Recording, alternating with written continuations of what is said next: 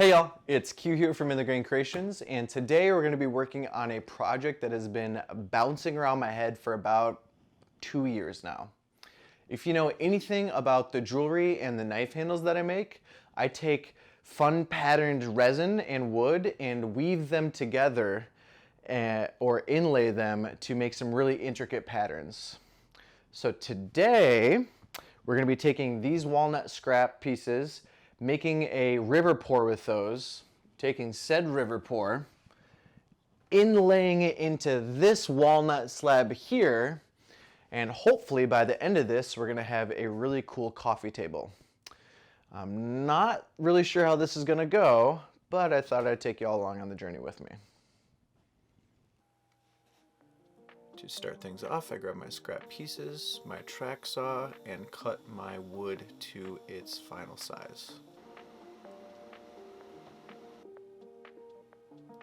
After that, I go downstairs, throw it in the mold, and start prepping the edges up for the river pour itself.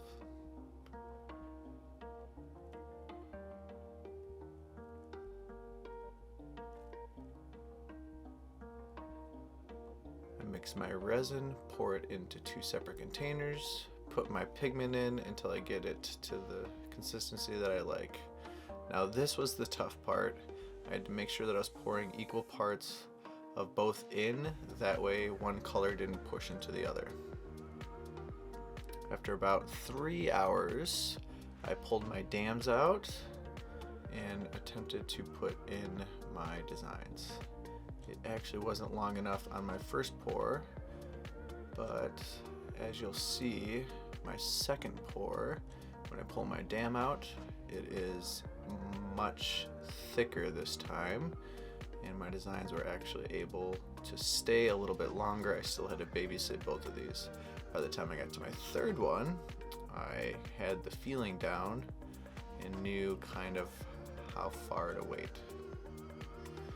While I was letting that cure, I went back into the shop and started planing down my wood slab. Nothing crazy here, just a homemade sled to ride along the rails at the edge of the table.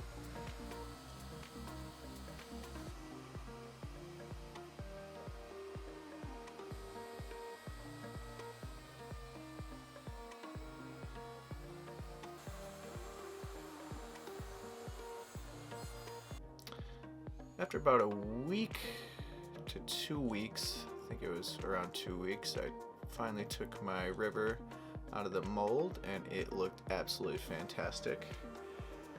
So I ran it through the planer, kind of holding it up to the slab itself to make sure that the slab and the river were the exact same thickness.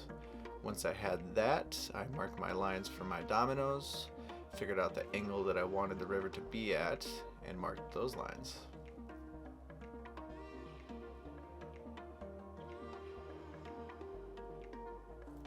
Next, it was time to do the stressful part and to just cut this beautiful slab right in half.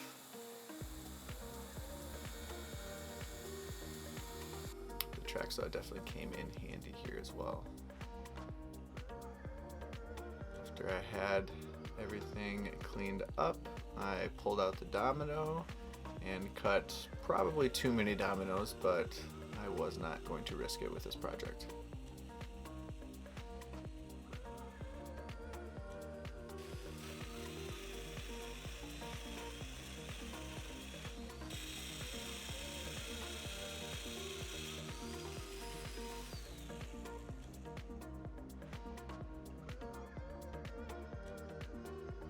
Now that we have our slab and our dominoes cut, our river sized and ready to be installed, we will be doing our glue up.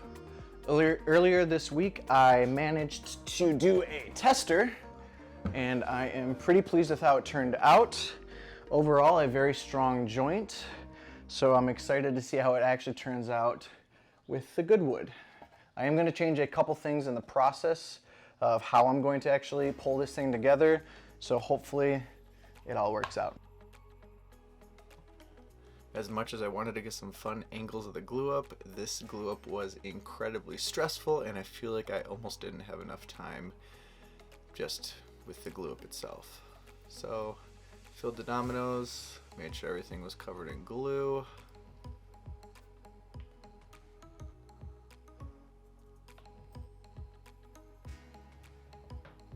The first side was definitely the easiest to attach since I had a nice flat surface to use the hammer to pound it towards the slab with.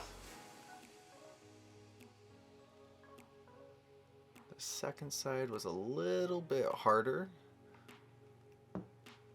since all I had was the corner to push towards.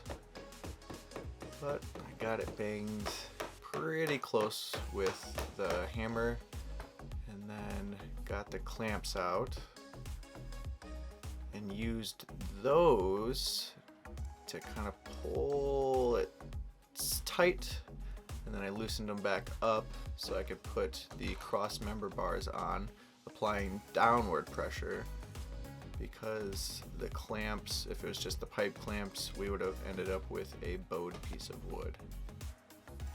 So got that downward pressure going on the front side, and then downward pressure on the back side.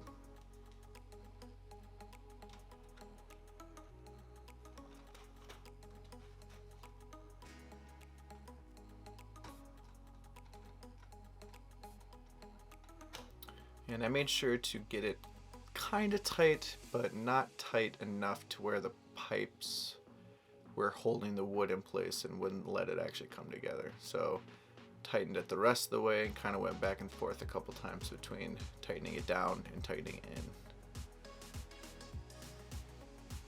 But overall, it went pretty smoothly. It is the next day after they glue up, and I am very pleased with how this thing turned out. Overall, I got a little bit of shifting. This went this way, and the top side went the other way.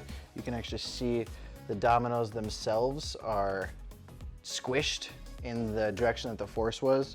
So overall, if you can see these lines, I got about 1/8 of an inch of movement going this direction and 1/8 of an inch that way. So the plan is, since this is now 1/4 of an inch that way-ish, I'm gonna take one of these shaping discs, cut off both of these sides, and then try to blend it in and make it look like the live edge. So, let's do it.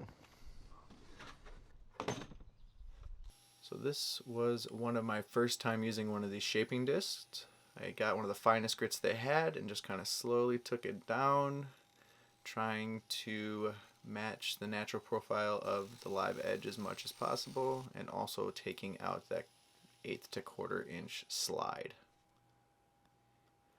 After that was done, brought it inside, started sealing up some of these gaps and cracks, and sanded that all down once it was cured enough too. Then I took my slab over to the CNC machine and went to carving in my design. Now, this was an attempt to do a bow tie without doing an actual bow tie. So my thought was, since you have an S curving one direction on one side and an S curving the other direction on the other side, it will help the crack from separating, because you have clamping pressure, I guess, on both sides of that crack. I wasn't quite sure how effective that would be, so on the bottom I actually went ahead and installed a little bracket along the bottom side of the crack as well, just to be sure. Now it is time for lots and lots of sanding. I'm taking a trick out of Cam from Blacktail Studios book here, using my light to get really close and see if I'm missing any pigtails. I water popped in between each grit and went all the way up to 220 grit. Now it's time to put some finish on. I started with Osmo Extra Thin. The Plan with that was to just get a base layer of oil to penetrate deep down to the wood, because I want to try to get as much of the grain as possible visible. Such a satisfying point in the project was to see that river come back out and the inlay come out with the oils as well. When that was drying, it was time to start on the legs. I'm using my Evolution metal chop saw. I just love how easy this thing cuts through metal. It is practically like cutting through wood. Incredibly loud, but fantastic. Cleaned up all my edges and prepared them for the mold that I cut out on the CNC machine. As of right now, I don't trust any of the magnets that I have for holding the metal together, so molds to me are one of the best ways to hold your metal together while you weld it.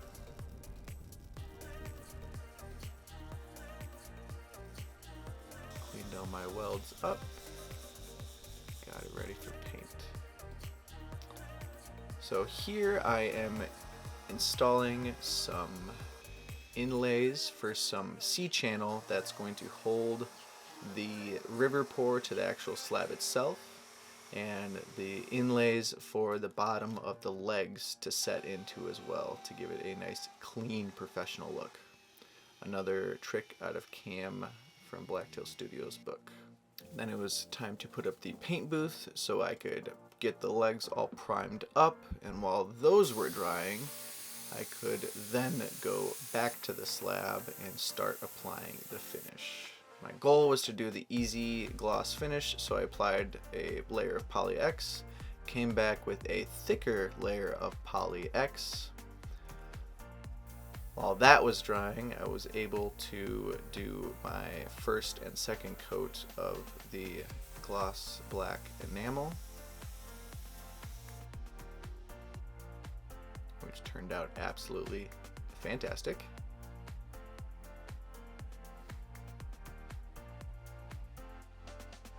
Then it was time to lightly sand the surface of the slab and Poly X to get it ready for the next layer of finish. As I was going, I started to notice that the actual finish, or the Poly X, was coming up off of it, and it was doing that in a few spots. So I made the really hard decision of just sanding all of that super thick layer of Poly X off and starting fresh. It wasn't that bad, but it took quite some time. Now we're going to apply the Poly X the way that I'm used to, and that is applying a thin layer over the entire thing and working it in with a quadruple zero non-woven pad and then buffing it off. I did 2 layers of that after I sanded all of the other layer off. Since I had some extra scrap pieces, I decided to make some coasters that would look nice, so I just sized those up on the table saw and the bandsaw, ran those through my drum sander,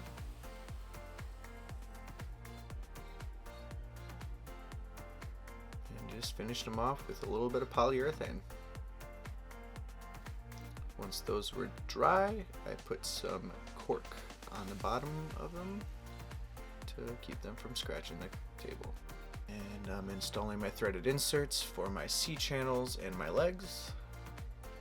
I used furniture bolts to hold everything together, and always make sure to tighten the bolts closest to the center of the table with the legs tight and keep the ones on the outside looser.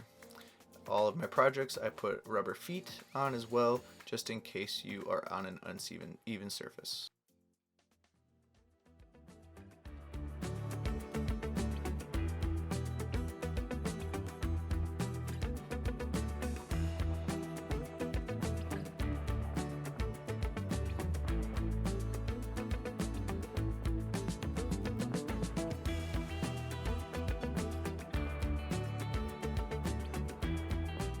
All right, y'all, so that is it for today's episode. I hope you enjoyed watching the process of this build.